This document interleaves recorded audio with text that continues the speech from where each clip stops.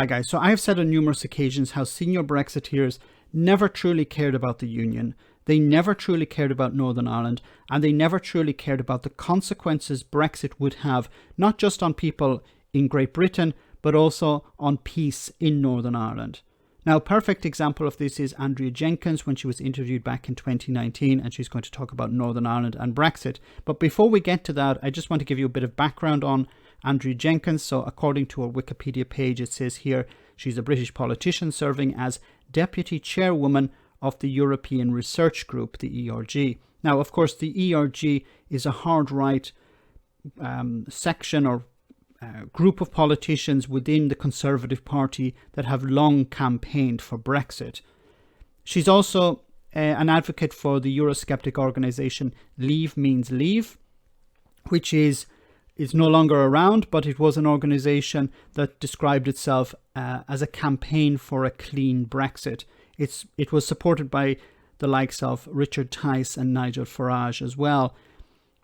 A clean Brexit is a no-deal Brexit.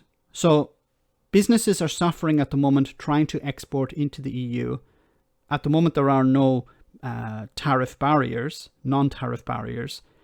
Well, the likes of Andrea Jenkyns would want it also to have tariff barriers. So she'd want UK goods in a clean break Brexit, a no-deal Brexit. Well, UK goods would also be subject to tariffs.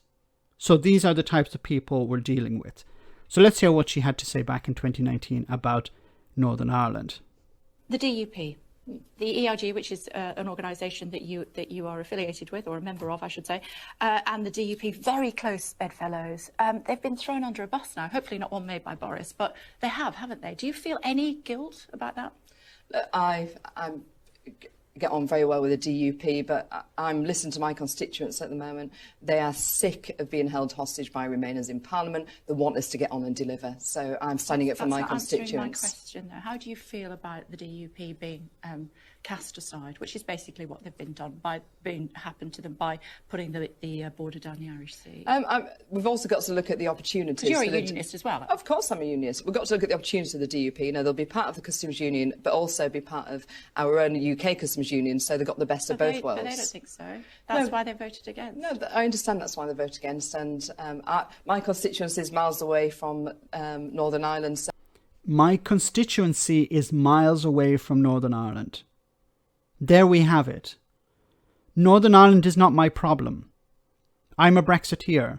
I don't give a crap about Northern Ireland. I don't give a crap about the Union. I don't give a crap about the consequences of Brexit.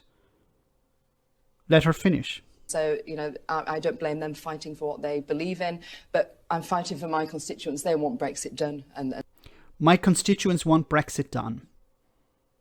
Well, we've got Brexit done.